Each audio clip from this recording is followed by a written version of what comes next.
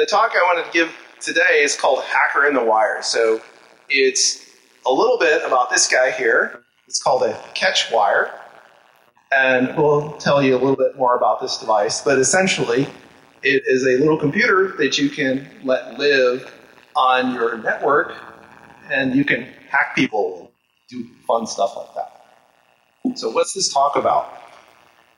It's about a hacking device that lives on a gigabit Ethernet wire, and it's the catch wire. It's made by WAW Technologies, and it's running DEC Linux. Some of you might be familiar with DEC Linux. I've given some talks here at DEF CON before. I lied before. It's not my first time at DEF CON. But I described how you can build some of these little things. And this talk is about porting some of that stuff that I did with a BeagleBone to work on this new device. So why would you want to do this? You can do multiple things with it. You can use some command and control and exfiltration using different options. You can either do things on the network that you've installed this to. You can also remote control it using some XB radios. We'll talk a little bit about that. And of course, you could use some other technologies such as cellular networks. So why should you care about this stuff anyway? Well, a catch wire running the DEC Linux is small. I mean, you can literally fit it in your palm.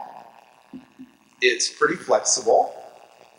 And you can network it together with some other devices, such as some of the BeagleBone-based devices I've talked about in previous DEF CONs. And you can easily take this guy and install him a couple of places, right? So you could put it in your data center. So you have a client, we'll just call them the target client. And if you can get into their data center, in particular, if they have power over Ethernet, you can take one of these little guys, you plug it in, and you're having lots of fun, right? You're getting all the packets. You might want to narrow it down a little bit more.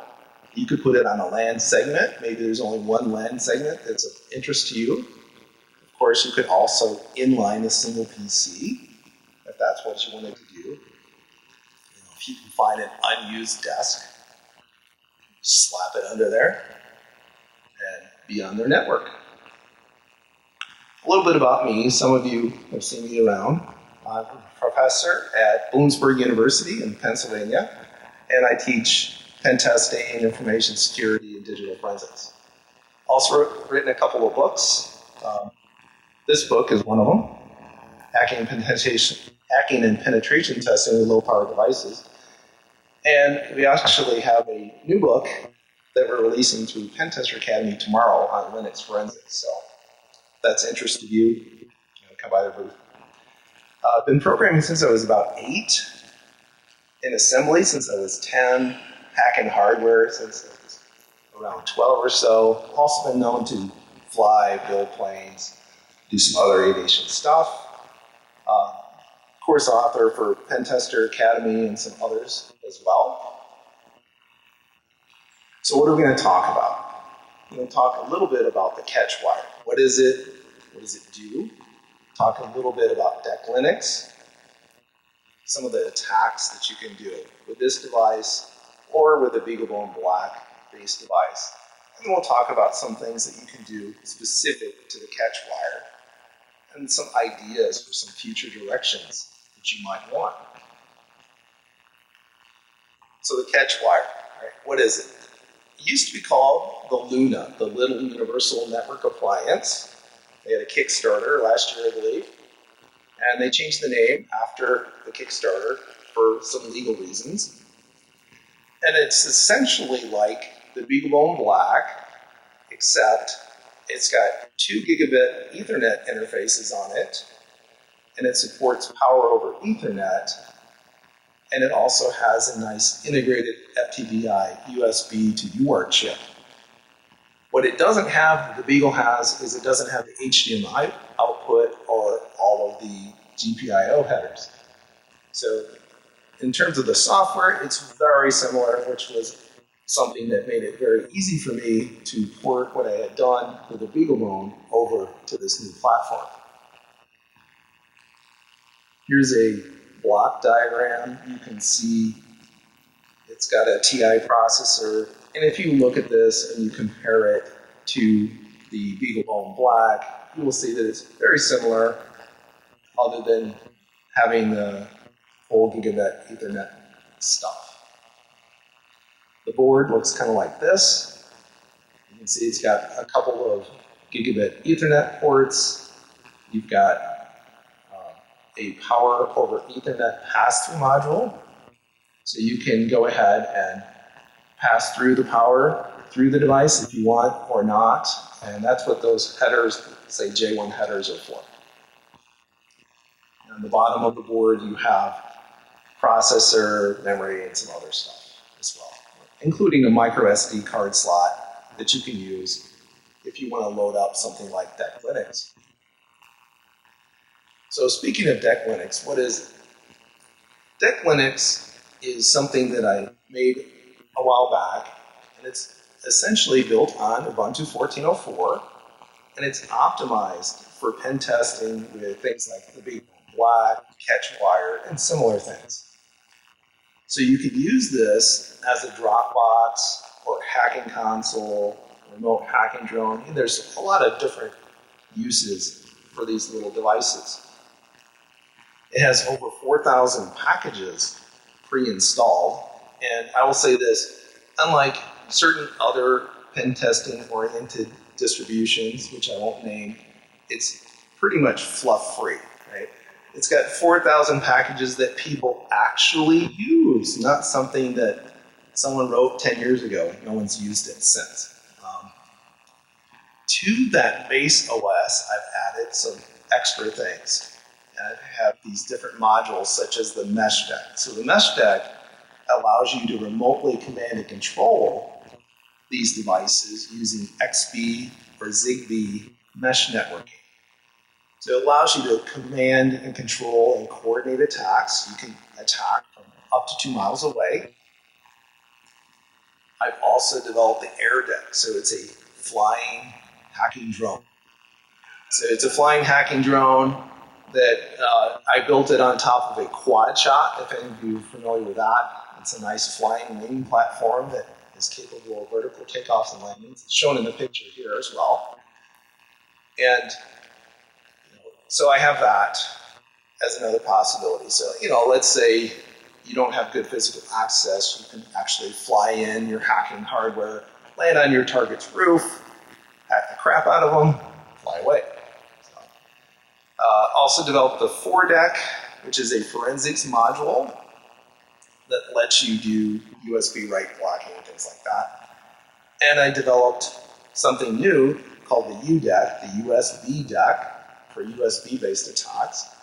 And actually, that's what my other talk is tomorrow. So tomorrow, I'm gonna sell this as the first ever Friday night keynote presentation at DEF CON, which basically means somebody asks, can we bump you to 7 p.m. on a Friday? And I said, oh, okay. So I'm the only person talking at 7.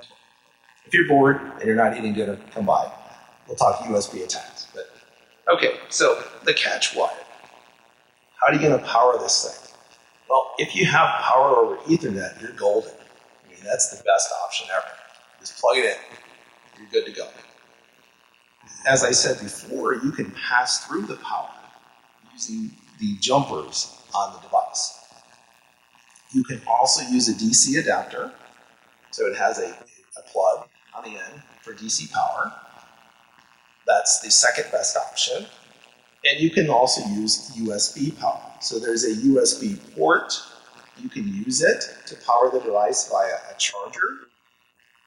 If you're going to do this, you should have a 2 amp or greater charger. You can power it from a PC, so if you hook it into a PC, you can power it that way, but be careful because normally you're limited to 500 milliamps with a USB 2.0 device, and that's not enough to power up the CatchWire, a couple of gigabit Ethernet ports, and maybe your alpha wireless adapter and XB module attached to it. So how do you configure one of these guys? So if you want to do some hacking with your catch wire, all you have to do is grab the image. So I have the image hosted at my faculty page over at Williamsburg. And there's a nice little script. You just download the whole thing.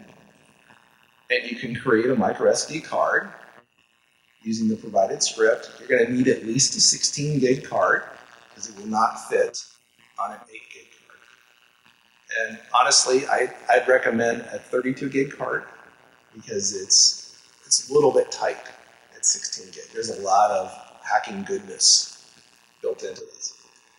So, once you've created this, if you get a nice fast card, I recommend at least a class 10 card or faster. You can create the card in about a half hour or so, install it into the catch wire. And in order to do that, it's pretty easy. Just take the screws off from the end that has the micro USB. It pulls out, stick in the card, and good to go. You can connect the PC to a PC via the USB, and you can just log in if you want to do some initial configuration as Ubuntu with password temp pwd, and just add stuff as you need before you deploy it. So what does it look like? It's kind of like this. So cross your fingers, everyone. See if all right, so we're going to go ahead like and connect to the catch wire. Before I do that, I need to set up my serial port.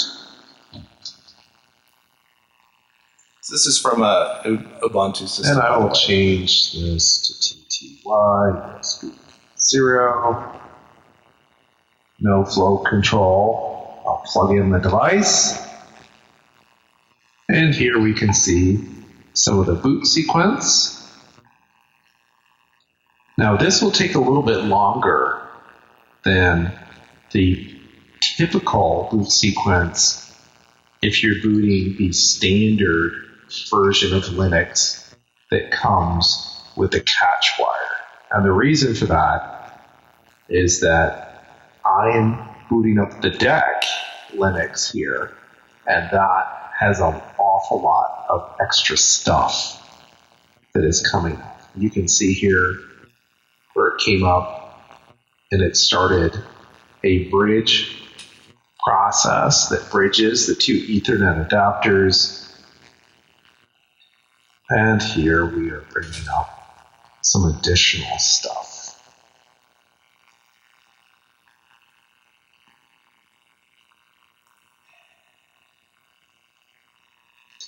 Now I can go ahead and log in.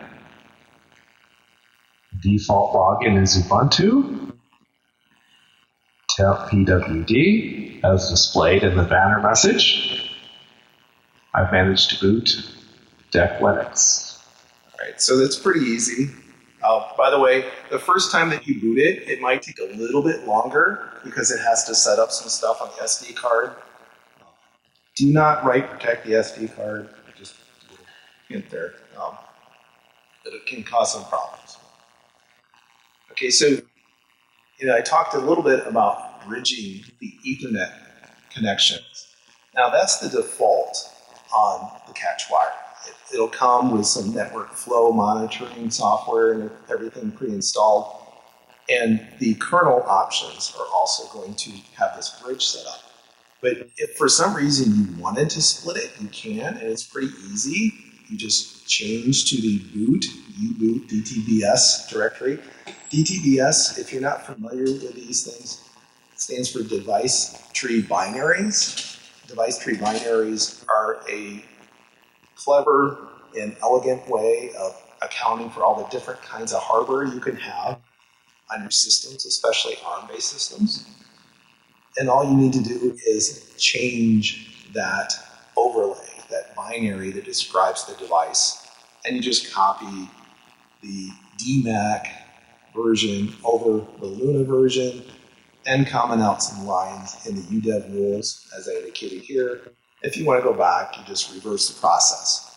You uncomment the lines, and then you change it back to the Luna-switch DTB file. And it's all good to go. Something else you might consider doing. You might consider installing the mesh deck. Why would you want to do that? Why wouldn't you want to do that? Because it's cool, right? You can command and control / exfiltrate some data from up to 2 miles away without using any kinds of gateways or extenders. Of course, if you want to use a gateway, you could be on the other side of the world. Right? If you have an XB to internet gateway of some sort, and it's also out of band. Yes, you can use an interface on the target's network when you connect the catch wire, but people see that traffic. People don't see the traffic on the Zigbee unless they're using Zigbee, and even then they probably don't notice, honestly. It's pretty easy to integrate your catch wire into a multi-device pen test. Maybe you have your case full of a bunch of BeagleBone Blacks and a few other bits of equipment. And you can use either mesh networking or Zigbee networking, or you can use a star network, and that's an easy choice to make. So to do this, you just get a USB adapter, plug in the XB to that, plug in the catch wire, and if you want details on that, if you go back and look at my DEF CON 21 talk, again, I lied, it's not my first one. And you can get some more details in that talk. You can also, if you had to read my book, you could read my book. And another nice thing about installing the mesh deck, maybe there's some blocking, maybe there's some firewalls that are going to prevent you from easily accessing that built-in interface on the target network from wherever you are. Whereas the XB is not going to be blocked by a firewall. So it's another plus for it.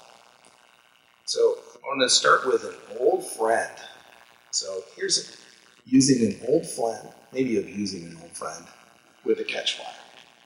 So I've gone ahead and I run up Metasploit on my catch wire.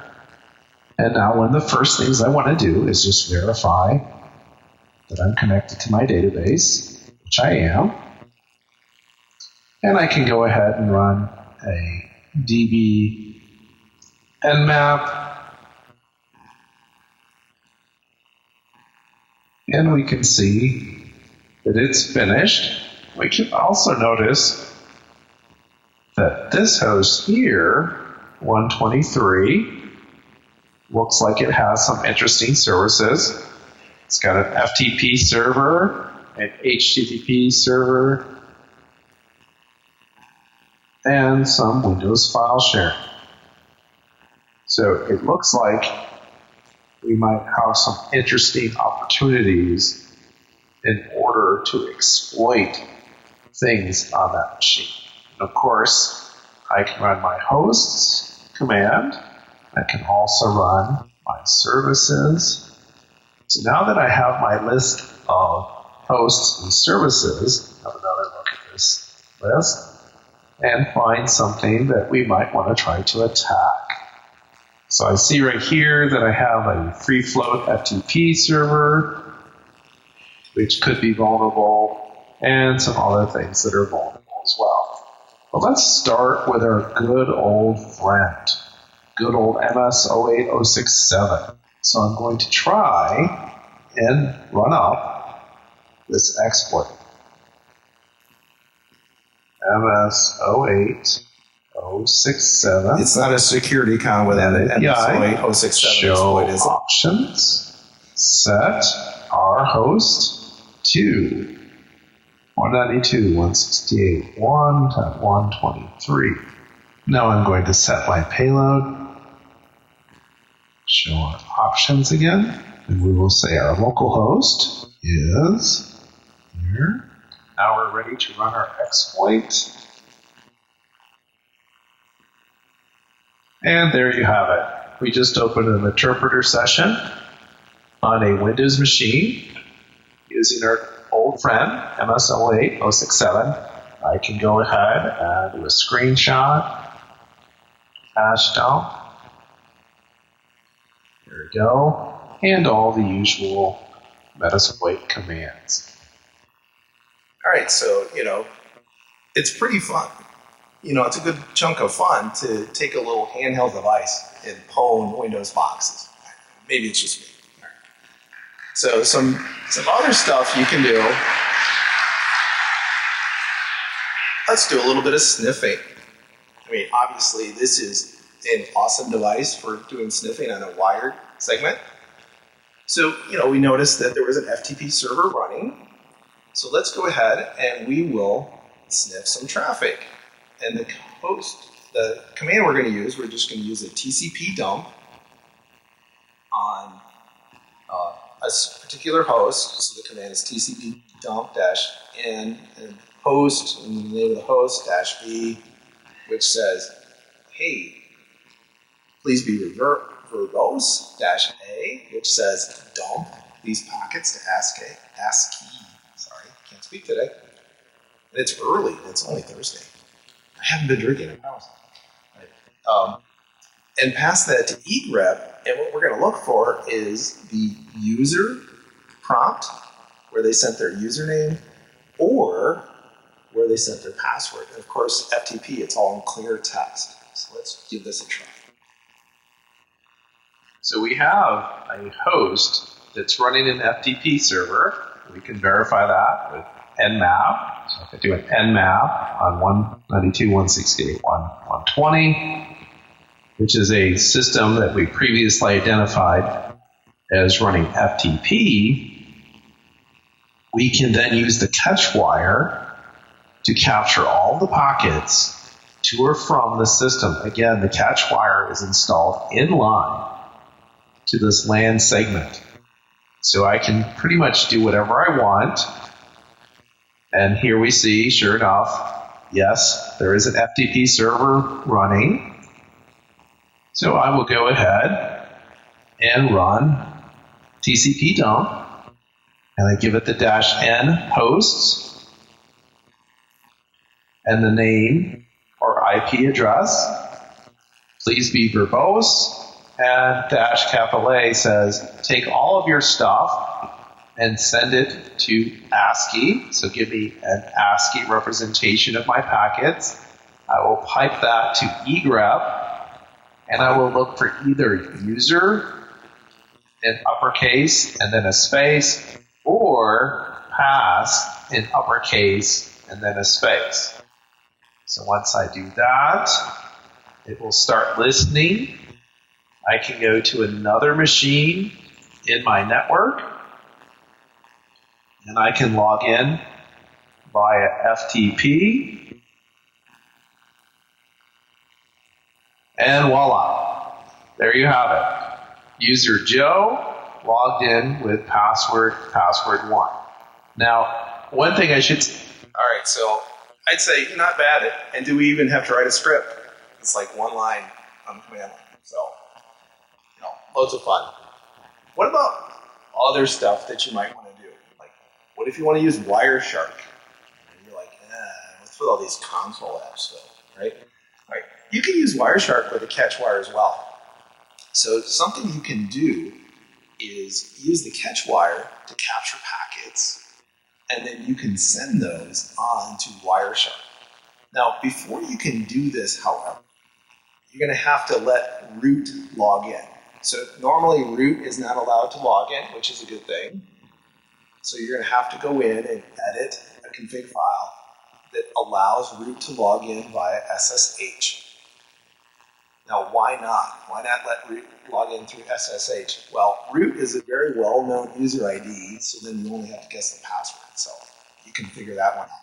It's not a good idea to normally have it enabled. And another thing I will say about this, I don't do this in this demo, but you should probably use some filters.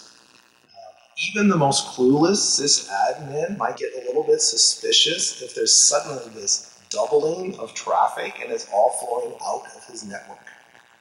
All right, so maybe filter it a little bit and kind of narrow that focus a little bit. So all you have to do is you just SSH in. So here's the command: use SSH in as root at catch, whatever your catch wire address is, and then you give it something to run. TCP dump -S0, capture all those packets, -W, write them out, please write them standard out, and you pipe it to Wireshark -K, which means please run right away, -I. The interface will be dash. All right, so standard. So you want to do some sniffing on the catch wire and have it displayed on your workstation elsewhere. So how can you do this? Well, the first thing you need to do is you need to enable root to log in. The reason you need to do this is that by default, root is not allowed to log in. So you need to go to the etc sshd config file, and in that file you will find a line that says permit root login, which I've already changed to yes. Previously it said without password. So if you wanted to set up keys, it was allowable, but if you wanted to use a password, it was not.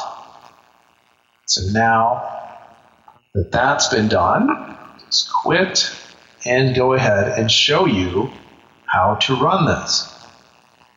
So on your workstation, not the catch wire device, you'll need to bring up a terminal and run this command. So the command is going to be SSH root, and again, you want to run this as root because being prompted for a password is problematic, and you need to be root in order to run TCP dump appropriately. Here's the address for my catch wire. Here I have the full path to TCP dump. I'm going to output full packets. I'm going to write them to dash, which means standard out. I piped that to Wireshark -K. -K means please immediately run this, -I, dash. So it's going to accept input from standard in and take that input and display it. So I'll go ahead and press enter. Notice that Wireshark popped up, prompted for my root password, and now I'm listening. Not much is happening at this moment, but as I start generating some traffic, it will. So I can go ahead and I can repeat my previous demo, and I'm going to go ahead and I'm going to log in to my FTP server, and there we have it. I've logged in. I'm going to go ahead and stop my capture here, and I'm going to do a search where my target address is 120. And what do I have here?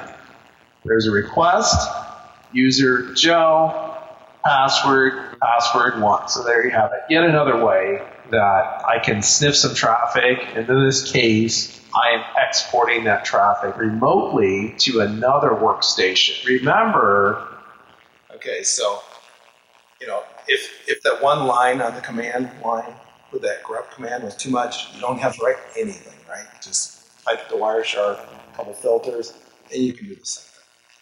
All right, well, that was kind of fun, but I think we could have some more fun. So here's what I'm going to do in this next demo. I'm actually going to run up Metasploit on the catch wire, and I'm going to use my XB connection on the catch wire to find services, find what's vulnerable, and run up Metasploit. And then I'm going to, on another machine, maybe a machine back in my office, maybe I have an intern or somebody that is back there waiting for inbound connections from my pen test. And they're going to run a multi-handler, and I can either have my exploit on the catch wire that I'm going to run directly connect to them, or alternatively, I could drop some sort of a payload using Metasploit on the catch wire in order to do the same thing. So let's see how this looks. Let's go ahead and do a demo with the catch wire that is connected to my workstation via XB or Zigbee networking. So I've gone ahead and installed the Mesh Deck add-on, and I have plugged in my USB adapter, which allows me to control my catch wire from up to 2 miles away. And again, another thing to keep in mind, why would you want to do this? You can do this because you might be blocked by firewalls and such. And in addition to that, it might be very suspicious if there is suddenly a bunch of traffic flowing out of your target's network. So I'm going to go ahead and run up the MeshDeck server, and I've set up my catch wire to be on device 3. I'll run a quick test just to make sure everything is working properly by running the dmessage command, and it is.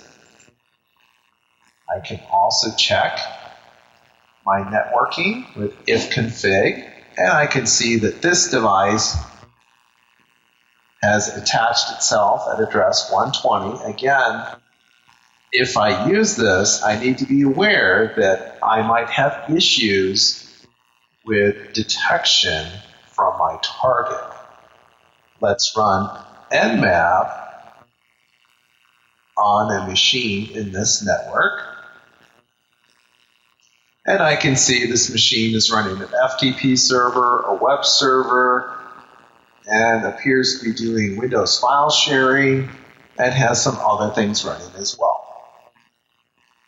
So let's have some fun with Metasploit. We'll go ahead and we're going to run a Metasploit command, and we'll just pop up a simple shell. I don't really type this fast, by the way. So just so. And you can also see how I fat finger stuff occasionally. So now let's have a look at another machine. I set up a multi-handler. I set the payload appropriately to run a reverse shell, set my parameters, and I run the exploit. Pretty soon I get a shell that's created. However, it almost immediately dies because of some problem, which is not unusual with Metasploit. Occasionally things just don't work. So I hit it again, and this time I successfully created a reverse shell. I can interact with it in Metasploit, and from there I can run all the various shell commands, such as a quick ipconfig just to verify that I'm on the machine that I think I am and how it's connected to everything else. All right, so, again, so the exploit is being run on the catch wire that's in the network, and then it's redirecting that victim machine to your multi-handler that's running who knows where, right? Somewhere out on the internet, in your office, etc. And I didn't do it. I didn't do a demo of this, but again, you could just as easily take your catch wire and drop a payload instead of saying, please start a reverse shell, interpreter shell, etc. Well, here's some ideas for some other possibilities. I just briefly touched on using the mesh deck with the catch wire. Again, if you go back to my DEF CON 21 talk, you can get a lot more details on that system and how that works. You might get some further ideas. You could use the mesh deck for toggling on and off. If you want to do some sniffing or you want to target your focus, it could be useful for that. And hey, don't just sniff. Inject some packets. Nobody says you can't do that too. You might also want to use the mesh deck to communicate things like cracked passwords to other hacking drones in your pen test. There is a facility in the mesh deck, not just for running commands. There's also a facility for transferring files both directions, and there's a facility for sending announcements both directions. So it's pretty easy on your catchwire or your other hacking drone just to say, okay, please send an announcement back to the command console saying, hey, guess what? I just hacked this password, and I'm really happy about it. You could also do some online password cracking with a tool like Hydra. I've done this. I didn't have a demo for that today. You can do some other attacks. Social engineering. Social engineering is always fun. Who likes social engineering? Yeah. Maybe add some cool stickers from your IT department, right? Do not touch IT, right? Whatever. I don't recommend HackerCon stickers. Okay. You could sell it to people. It's a network extender or performance enhancer. Right? It's going to enhance my performance as a pen tester, but you not so much as a victim. Right? So, hopefully I've given you a few ideas of some of the things that you can do. Now, if you do have any questions about this stuff, I am doing a demo lab Saturday from noon to 2, or 1200 to 1400 if you prefer that format. Also, I will be spending about a lot of time at the Pentester Academy booth, the Security 2 booth in the vendor area. If I'm not there, ask. I'll probably be around soon. And, of course, the best reason to stop by is to win some free stuff. Does anyone like free stuff? All right. I like free stuff, too. So here's one of the cool things you can win. Actually, the people at WAW were nice enough to donate not one, but 2 of these suckers. So in this case, first of all, kudos to them. This is a nice, proper case, right? They don't just hey, here's some stuff in a baggie. Have fun. But, they have a catch wire in here. There's a alpha adapter in here, a couple of XB Pro radios in there. And don't worry, there's more. I also donated a couple copies of my book to go along with it. So definitely come by Security 2. Register for a chance to win that. Also, I think we're going to give away a couple copies of my new Linux Forensics book that's coming out tomorrow again. Limited copies here.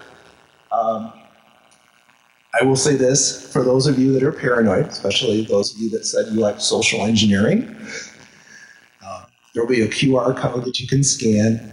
There's one required question. What is your email address? It goes to me. It doesn't go to anybody else. Okay. So unless you check the other optional boxes, we're not going to spam you. All right. I just want to give you stuff, really. It's not a social engineering attack or anything like that. So anyway, thank you for coming to my talk, and hope you have a good DEF CON.